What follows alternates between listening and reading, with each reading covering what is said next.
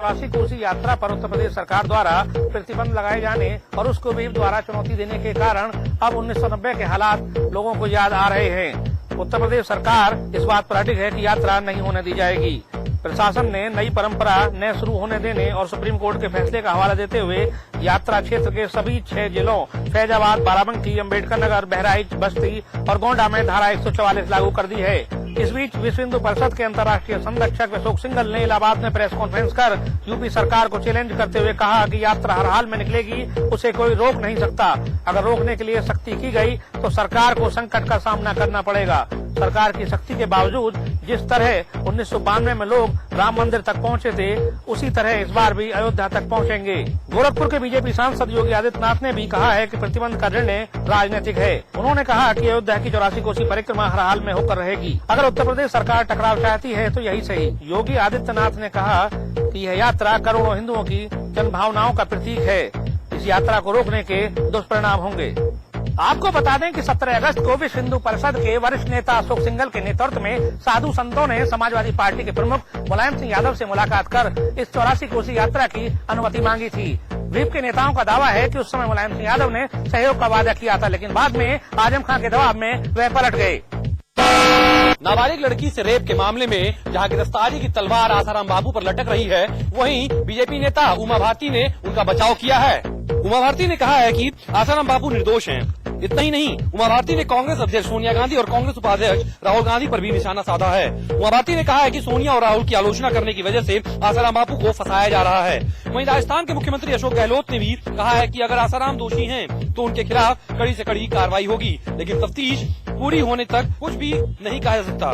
गहलोत ने कहा है कि हम आसाराम बापू के खिलाफ कार्रवाई नहीं कर रहे हैं, बल्कि हमें एक शिकायत आई है, इसके बाद हम सच्चाई पर काम कर रहे हैं। अगर वो निर्दोष साबित होते हैं तो उन्हें क्लीन चिट दे दी जाएगी, लेकिन जांच से पहले इस मामले में कुछ भी कहना जल्दबाजी होगी। आपको बता दें कि आसाराम बापू के खिलाफ आईपीसी की धारा 376, 342 और 506 के तहत मामला दर्ज हुआ है और ये सभी धाराएं गैर जमानती हैं। 84 कोसी परिक्रमा के विवाद के बीच भाजपा के राष्ट्रीय अध्यक्ष राजनाथ सिंह पहुंचे लखनऊ। अपने होम ग्राउंड पर बैटिंग कर रहे राजनाथ सिंह ने केंद्र और राज्य सरकार दोनों को आड़े हाथों लिया। लखनऊ में अपने 2 दिन के प्रवास के दौरान राजनाथ सिंह कई कार्यक्रमों में हिस्सा लेंगे। मौका था भाजपा के वरिष्ठ नेता हृदय नारायण दीक्षित की किताब के विमोचन का। विमोचन किया भाजपा के राष्ट्रीय अध्यक्ष राजनाथ सिंह ने। अब सियासत न हो और सियासत की बात न हो, ये तो हो ही नहीं सकता। ऐसे में भाजपा के राष्ट्रीय अध्यक्ष राजनाथ सिंह ने किया केंद्र और राज्य सरकार पर सियासी हमला। कहा देश को हर तरफ से खतरा है, चाहे वो सीमाओं की बात हो, आंतरिक सुरक्षा या फिर सांस्कृतिक सुरक्षा। पाकिस्तान को आड़े हाथों लेते हुए राजनाथ ने कहा कि केंद्र के ढुलमुल रवैये ने ही पाकिस्तान के हौसले बुलंद किए हैं। भाजपा के राष्ट्रीय अध्यक्ष ने अखिलेश सरकार को भी नहीं बख्शा। कहा एक ओर जहां पूरी दुनिया हिंदू संस्कृति को अपना रही है, वहीं राम के प्रदेश उत्तर प्रदेश में शासन को भगवान की परिक्रमा से भी डर लग रहा है। कहा सरकार के पास जब पुलिस है तो 100 से 150 संतों की परिक्रमा को आसानी से पूरा कराया जा सकता था। राजनाथ ने अपने भाषण में अमेरिकी लेखिका लीसा मिलर का भी हवाला दिया। उनके मुताबिक मिलर ने अपने लेख में लिखा है कि उन्हें ऐसा लग रहा है कि सारी दुनिया हिंदू होती जा रही है, क्योंकि विदेशों में भी हिंदू संस्कृति को लोग अपना रहे हैं। योग, आयुर्वेद, शाकाहारी खाना विदेशियों की पहली पसंद बन चुका है। राजनाथ के तेवर से साफ है कि उत्तर प्रदेश में भाजपा और विश्व हिंदू परिषद पीछे कदम नहीं हटाएंगे। ऐसे में 84 कोसी परिक्रमा के बीच राजनाथ के आने को खासा महत्वपूर्ण माना जा रहा है। लाख कोशिशों के बावजूद आखिरकार अनिल अंबानी को पेश होना पड़ा पटियाला हाउस कोर्ट में, जिसकी सुनवाई करते हुए सीबीआई के विशेष जज ओपी सैनी के सामने सरकारी पक्ष ने कहा कि 2G मामले में अनिल अंबानी को मुकरा हुआ गवाह मान लेना चाहिए, क्योंकि अनिल अंबानी बार बार अपनी गवाही बदल रहे हैं। सीबीआई के विशेष जज ओपी सैनी ने 19 अगस्त को निर्देश दे दिए थे कि अनिल अंबानी और उनकी पत्नी टीना अंबानी को पटियाला हाउस कोर्ट में पेश होना पड़ेगा। लेकिन इससे पहले अनिल अंबानी की कंपनी ने सुप्रीम कोर्ट में याचिका देकर अनिल अंबानी की गवाही रोकने की कोशिश की, लेकिन सुप्रीम कोर्ट से निराशा मिलने के बाद अनिल अंबानी को पेश होना पड़ा पटियाला हाउस कोर्ट में, जहां सीबीआई के वकीलों ने दलील दी कि अनिल अंबानी को मुकरा हुआ गवाह मान लेना चाहिए, क्योंकि वो हर बार अपनी गवाही में परिवर्तन कर रहे हैं। साथ ही सीबीआई की तरफ से ये भी कहा गया कि अनिल अंबानी के बाद टीना अंबानी की गवाही के बाद ही साफ हो पाएगा कि रिलायंस कम्युनिकेशन का 2G घोटाले में क्या रोल है। अपनी पेशी के बाद अनिल अंबानी ने बाउंसर खेला और मीडिया से रूबरू होते हुए कहा कि उन्हें नहीं पता कि सीबीआई कोर्ट में उन्होंने गवाही क्या दी थी। नगर विकास मंत्री आजम खान आज मेरठ पहुंचे। मेरठ पहुंचकर चौधरी चरण सिंह विश्वविद्यालय में 1015 छात्र छात्राओं को लैपटॉप बांटे। मेरठ जिले के 14 स्कूल कॉलेजों के 1015 छात्र छात्राओं को लैपटॉप वितरण का कार्यक्रम मेरठ के चौधरी चरण सिंह विश्वविद्यालय में रखा गया था, जहां प्रदेश सरकार के नगर विकास मंत्री आजम खान ने पहुंचकर सभी छात्र छात्राओं को लैपटॉप वितरित किए। और साथ ही इस दौरान मंच से बोलते हुए आजम खान ने बसपा पर निशाना साधते हुए कहा कि वह जनता की खून पसीने की कमाई को मूर्ति और हाथियों में नहीं लगाकर जनता को ही बांटेंगे। फिर चाहे पढ़ो बेटी और उसका कल योजना हो, या बेरोजगारी भत्ता, या फिर निःशुल्क लैपटॉप वितरण हो। साथ ही मंत्री जी ने जाते जाते गरीब रिक्शा चालकों के लिए भी इलेक्ट्रिकल रिक्शा फ्री बांटने की योजना के तहत रिक्शा बांटने की भी घोषणा की। लैपटॉप पाकर छात्र छात्राएं काफी खुश नजर आए। नोएडा ग्रेटर नोएडा में मुख्यमंत्री की योजना के तहत लैपटॉप वितरित किए गए, जिसमें कि ग्रामोद्योग मंत्री कैलाश यादव द्वारा 10,900 छात्र छात्राओं को लैपटॉप बांटे गए। लैपटॉप मिलने के बाद छात्र छात्राएं काफी खुश नजर आए। गौतम बुद्ध नगर में मुख्यमंत्री अखिलेश यादव की महत्वाकांक्षी योजना के तहत जनपद में 13 केंद्रों पर लैपटॉप बांटे गए, जिसमें कि नोएडा के सेक्टर 6 में स्थित इंदिरा गांधी कला केंद्र पर 12वीं पास छात्र छात्राओं को लैपटॉप दिए गए। इस मौके पर ग्रामोद्योग मंत्री और जनपद के प्रभारी कैलाश यादव ने बच्चों को अपने हाथों से लैपटॉप बांटे और साथ ही सपा सरकार की कामयाबी की बातें कही। कुल मिलाकर नोएडा और ग्रेटर नोएडा में 10,900 लैपटॉप बांटे गए, जिसमें छात्र छात्राएं बहुत खुश दिखाई दिए। इस मौके पर गौतम बुद्ध नगर के जिला अधिकारी कुमार रविकांत और एसएसपी प्रितेंद्र सिंह के साथ सपा कार्यकर्ता मौजूद रहे। गौरतलब है कि मुख्यमंत्री की योजना के तहत 10,900 बच्चों ने आज गौतम बुद्ध नगर के अंदर इस योजना का लाभ उठाया। साथ ही कैलाश यादव ने ये भी कहा, मुख्यमंत्री ने जितनी बातें कही थी उसमें से 70% को मुख्यमंत्री के द्वारा पूरा कर दिया गया है। प्राइवेट सेक्टर में आईसीआईसीआई बैंक ने अपनी आधार दर और बेंचमार्क प्राइम लेंडिंग रेट में 0.25% की बढ़ोतरी किए जाने की घोषणा की है। बढ़ी हुई दरें शुक्रवार से प्रभावी हो जाएंगी। दरअसल बैंक ने आधार दर को 0.25% बढ़ाकर 10% किया है। बीपीएलआर को भी 0.25% बढ़ा दिया है। बैंक ने कल ही जमा पर ब्याज दर में 0.75% की बढ़ोतरी किए जाने की घोषणा की थी। बैंक ने 46 से 60 दिन की जमा पर ब्याज दर को 0.75% बढ़ाकर 7%, 61 से 289 दिन की जमा पर ब्याज दर बढ़ाकर 7.75% की है। 290 दिन से 1 साल की जमा को 7.25% से बढ़ाकर 7.75%, 1 साल से ऊपर और 389 दिन की जमा पर ब्याज दर को 8% किया गया। एक्सिस बैंक द्वारा बेस रेट बढ़ाए जाने के बाद एचडीएफसी बैंक और आईसीआईसीआई बैंक ने भी अपने बेस रेट में वृद्धि की है। वहीं बेस रेट में वृद्धि होने के बाद ग्राहकों को अब ज्यादा ईएमआई चुकानी पड़ेगी। 16 जून को आई आपदा के बाद थराली और देवाल क्षेत्र में पहली बार मुख्यमंत्री विजय बहुगुणा गुरुवार को लोगों से मिलने के लिए पहुंचे।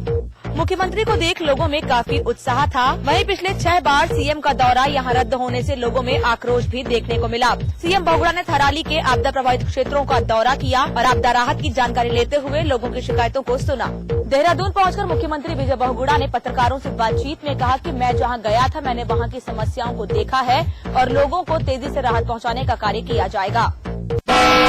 उत्तराखंड बीजेपी की प्रदेश कार्यकारिणी की बैठक 24-25 अगस्त को रामनगर में होगी, जिसमें सूबे की मौजूदा राजनीतिक स्थिति और आपदा पर विस्तृत चर्चा होगी।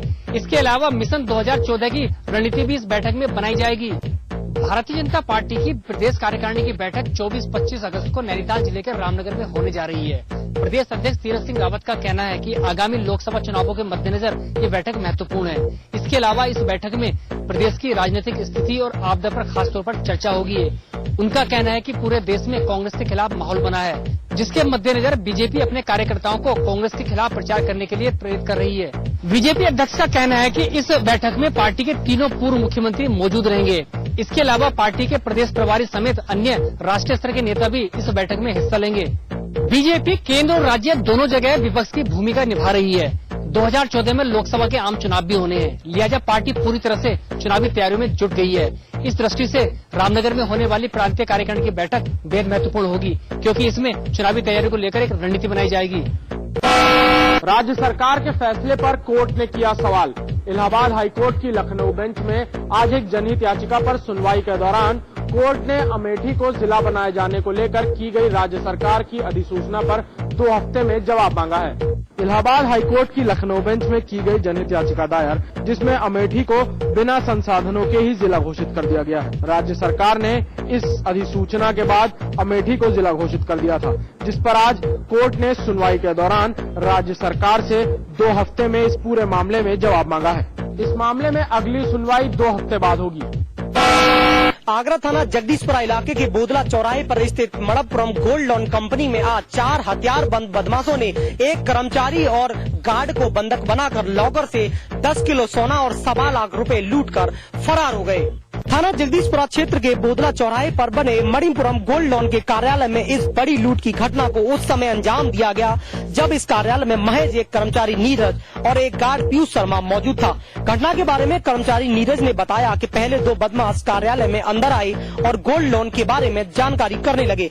उसके बाद 2 बदमाश और आए और उन्होंने आते ही उन्होंने गार्ड पीयूष को बंधक बना लिया और हम दोनों पर तमंचा तान कर मारपीट करने लगे और मारपीट को लॉकर की चाबी ले ली और सोना और नकदी लेकर फरार हो गए। घटना की खबर लगते ही शहर के पुलिस प्रशासन में हड़कंप मच गया और वो मौके पर पहुंच गए और मौके पर पहुंचकर छानबीन में लग गए। मौके पर पहुंचे अधिकारियों का कहना है कि अभी मामले की जांच की जा रही है, उसके बाद ही कुछ कहा जा सकता है। कार्यालय में लगे सीसीटीवी फुटेज से भी जानकारी एकत्रित की जा रही है। दिन दहाड़े हुई इस घटना के बाद पुलिस महकमे में हड़कंप मच गया और आगरा के आला अधिकारी घटना स्थल पर पहुंच गए। फिलहाल आला अधिकारियों द्वारा कंपनी के एक कर्मचारी और गार्ड को पूछताछ के लिए कब्जे में ले लिया है और जल्द ही इस घटना का खुलासा करने की बात कही जा रही है। इटावा की जेल से 3 शातिर कैदी दीवार फांद के फरार हो गए, जिसके बाद इटावा से लेके लखनऊ तक हड़कंप मच गया। सरकार ने सख्त रुख दिखाते हुए जेल के सभी कर्मचारियों को और जेलर को निलंबित कर दिया। राकेश तंदूरी, शाकिर और संजीव उर्फ संजू नाम के 3 कैदी पाइप के सहारे करीब 25 फीट ऊंची दीवार फांद के जेल से फरार हो गए। जब कैदियों की गिनती हुई तब इनके भागने की जानकारी हुई। सूचना मिलने के बाद जिलाधिकारी, वरिष्ठ पुलिस अधीक्षक सहित जिले के वरिष्ठ अधिकारी मौके पर पहुंचे तो ऐसा लग रहा था कि ये कैदी देर रात को ही भागे। इटावा जेल के जेल निरीक्षक आर्यन पांडे ने बताया कि तीनों फरार कैदी हत्या की कोशिश और बलात्कार जैसे गंभीर अपराधों में जेल में सजा काट रहे थे। उन्हें पकड़ने के लिए पुलिस की टीमें दबिश दे रही है। राज्य सरकार के प्रवक्ता ने बताया कि शासन ने मामले को गंभीरता से लेते हुए जेलर सहित ड्यूटी के वक्त मौजूद सभी जेल के कर्मचारियों को निलंबित कर दिया है। शासन ने इस घटना की जांच के लिए डीआईजी जेल को नियुक्त कर दिया है। मासूमों की काल बन चुकी इंसेफ्लाइटिस पूर्वांचल में रुकने का नाम नहीं ले रही। पूरे पूर्वांचल में इंसेफ्लाइटिस का इलाज मात्र गोरखपुर के इस बीआरडी मेडिकल कॉलेज में होता है। पूर्वांचल में मासूमों की काल बन चुकी इंसेफ्लाइटिस प्रतिदिन मासूमों की जान लेने पर तुली है, जबकि केंद्र सरकार और प्रदेश सरकार इस पर कोई ठोस निर्णय नहीं ले पा रही। मासूमों की प्रतिदिन हो रही मौतों से पूरे पूर्वांचल ही नहीं पूरे प्रदेश में हड़कंप मचा हुआ है। गोरखपुर का एक बीआरडी मेडिकल कॉलेज मात्र यही एक अस्पताल है जहां पर इंसेफ्लाइटिस का इलाज किया जाता है। इस बीआरडी मेडिकल कॉलेज में नेपाल, बिहार सहित उत्तर प्रदेश के कई ऐसे जिले से मासूम बच्चे बीआरडी मेडिकल कॉलेज में भर्ती होते हैं, जहां मासूमों की मौत का सिलसिला चलता जा रहा है। आपको हम बता दें कि 96 घंटे के अंदर 27 मासूमों ने दम तोड़ दिया है। अब किसके अभाव से दम तोड़ते हैं यह तो शासन ही बता पाएगा या स्थानीय स्वास्थ्य विभाग। उत्तराखंड में आई आपदा ने प्रदेश के सभी व्यापारिक क्षेत्रों में बड़ी मार की है।